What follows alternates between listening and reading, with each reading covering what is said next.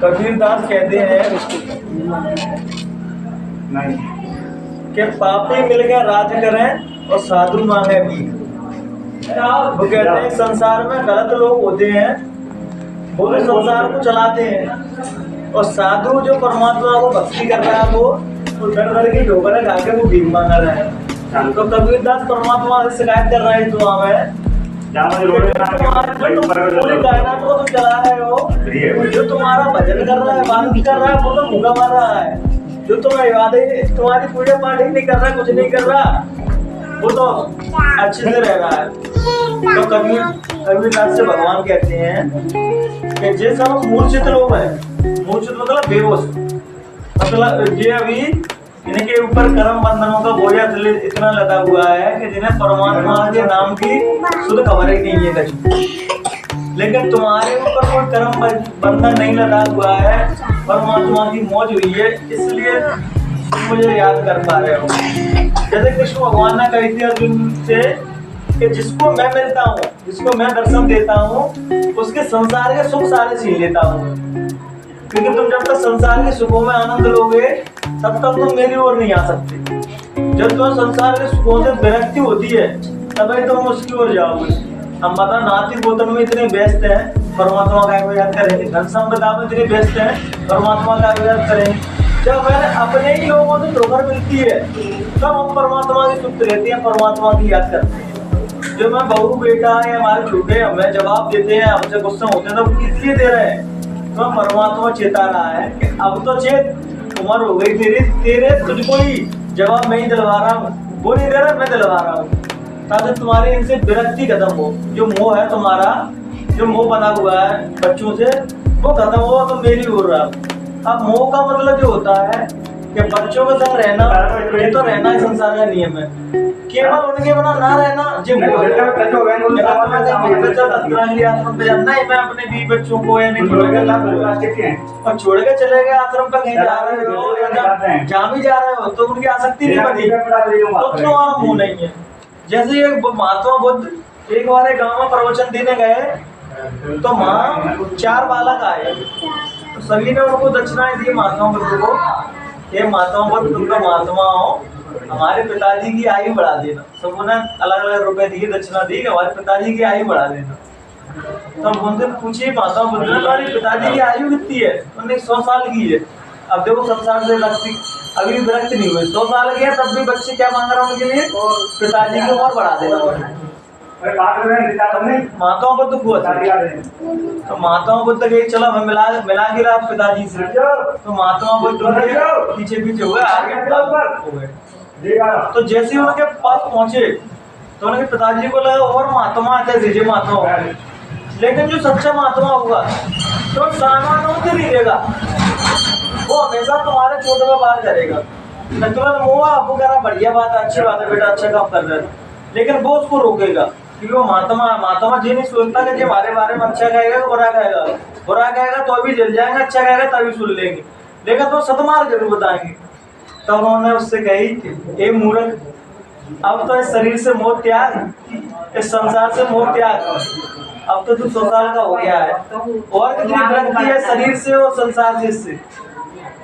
तो अब बताओ आप लोग, जब 100 साल का आदमी संसार को नहीं छोड़ने के लिए तैयार हो पा रहा, तो सोचो हम किन कैसे कैसे जंजीरों से बंधे हुए हैं। और महात्मा लोग क्या है, महात्मा की बातों को इसलिए नहीं सुन पाते, इसलिए नहीं सुन पाते क्योंकि 99 लोग आपको संसार की बात बताएंगे और महात्मा अकेला एक बताने वाला, तो प्रभाव किसका जाना पड़ेगा? 99 लोगों का। संसार के 99 लोग संसारी काम कर रहे हैं, कोई मकान बना रहा है, वो गाड़ी खरीद रहा है, तो प्रभावित किससे हो गए? उन लोगों से। महात्मा कितना है प्रभाव, महात्मा से कैसे प्रभावित हो गया? महात्मा की बात जा कान से और जा कान से निकाल दो। और जब हम अपने सत्संग की कोई बात को अपने अंतर उतार लेते हैं और अपने जीवन में उसको फॉलो करने लगते हैं तो वास्तविकता सत्संग सुनने का मतलब है नहीं, कोई मतलब नहीं। मैं इतवार को अभी आश्रम पे गया तो मुझे एक सत्संगी भाई साहब मिले, उन्होंने इतनी अच्छी बात बोली कि वो बात मेरे जहन में चली गई कि वास्तव में एक छोटी सी बात कितनी बड़ी सीख दे रही है। उन्होंने कही, आज इस संसार में धार्मिकों की लोगों की कमी नहीं है, धार्मिक आदमी हो सकता है, बहुत सरल धार्मिक हो सकता है, लेकिन सत्य में चलना ये बहुत बड़ा कदम है। तो धार्मिक हो सकता है आदमी, जो हम लोग सभी धार्मिक को मंदिर जा रहा है, कोई दिया धर रहा है, कोई चीजें धार्मिक की परिभाषा जो लोग धार्मिक है। सत्य पे चलोगे, असली परीक्षा तुम्हारी तब ली जाएगी तुम सत्य पे चलने लगोगे। सत्य पे चलोगे तो सब लोग विरोध में खड़े हो जाएंगे। और धार्मिक रहोगे, जब तुम पूजा पाठ कर रहे हो, अपना फॉर्मेलिटी कर रहे हो, तो तुमसे कोई खिलाफ नहीं होगा। जैसे ही तुम सत्य पे चलना चालू किया तो तुमसे सब खिलाफ हो जाएंगे। और यहाँ तक कि जो ऊपर तुम चढ़ोगे जीव, तो ऊपर के ब्रह्मांड भी हिलने लगते हैं। जीव कैसे निकला जा रहा है यहाँ से, तो तुम्हें लालच दे देगा।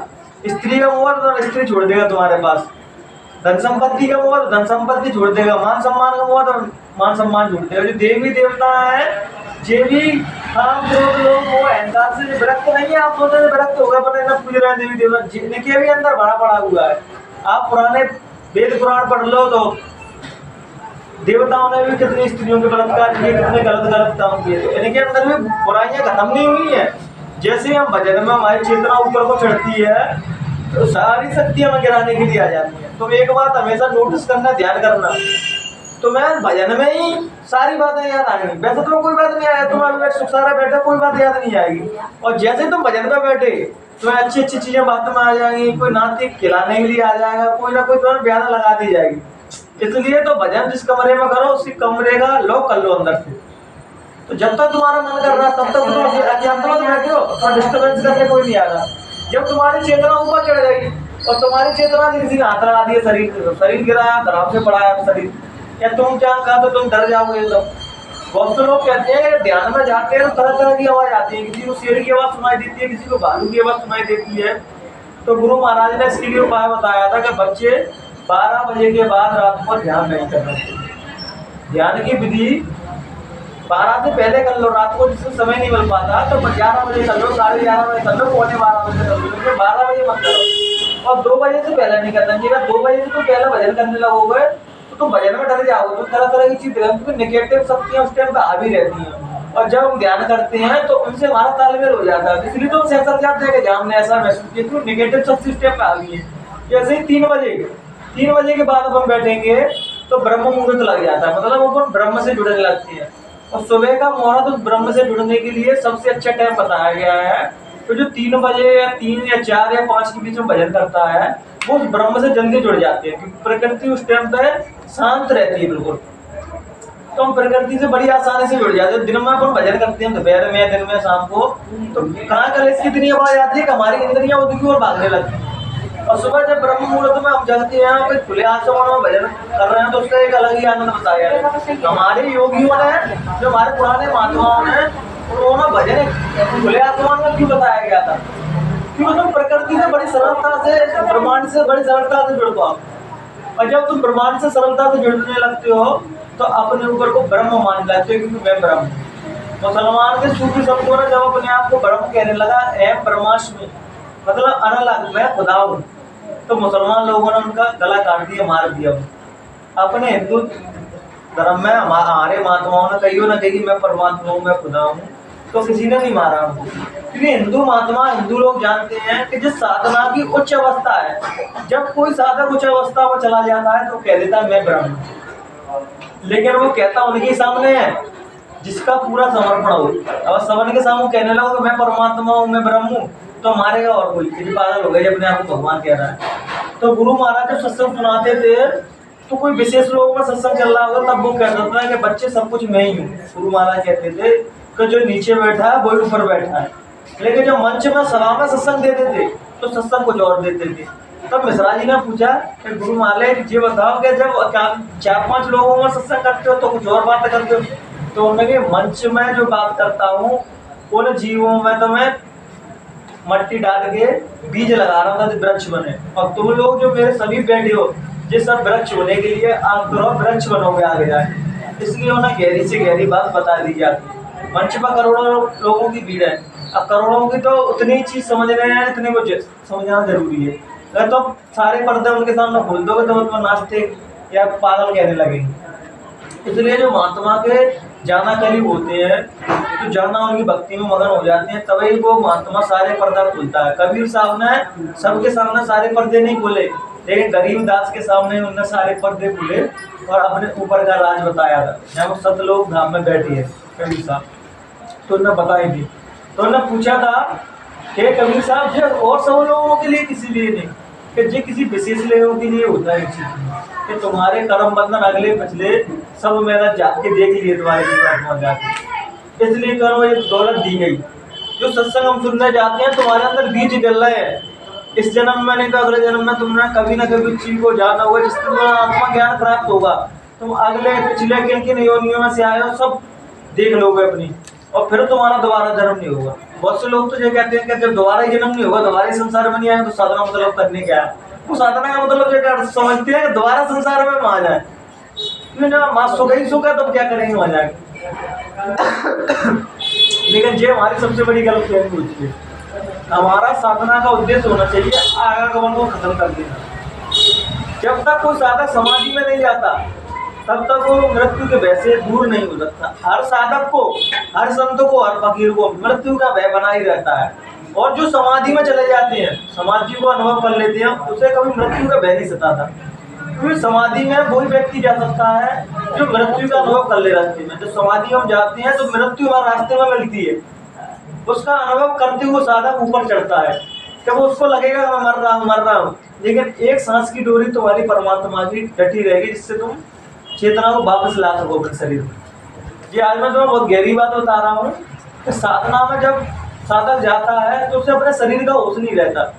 अमेरिका में ऐसे एक संत थे जो अपने अध्यात्म में बता रहे थे, तो एक स्त्री को उन्होंने ऐसे ही बिठा दिया। तो वो 7-8 दिन हो गए, डॉक्टर साहब थे वहाँ, उनके नीचे वाले धड़ में छेटी मैटी लगने लगी सब कुछ, लेकिन उन्हें महसूस ही नहीं हो रहा। तो डॉक्टर मर जाएंगे, तो गुरु कहते हैं उनके मर नहीं जाएंगे, किसी और लोगों की शेयर कर रहा है, इसलिए तुम्हें शरीर की सुख नहीं है कुछ नहीं। तब डॉक्टर साहब कह रहे हम कैसे माने, तो डॉक्टर साहब से कही अब तुम माने लगोगे, रुक जा बैठ जाओ, सबों को बिठा ला। अब वो संत महात्मा जो तुम इसी के यहाँ बैठो मैं जा रहा हूँ। तो वो जब अपनी कुटिया के अंदर चले गए, अपने कमरे के अंदर, तो उसने कमरा बंद किया, वो ध्यान में चले गए। तो उस लोग से उसको बुला के लाए कि तो शरीर में वापस शरीर में वापस आया तो उसने देखा कि छेटी मैटी उसको कह रहे हो खा रही हो, भूलने का लाभ नहीं कह रहे हो।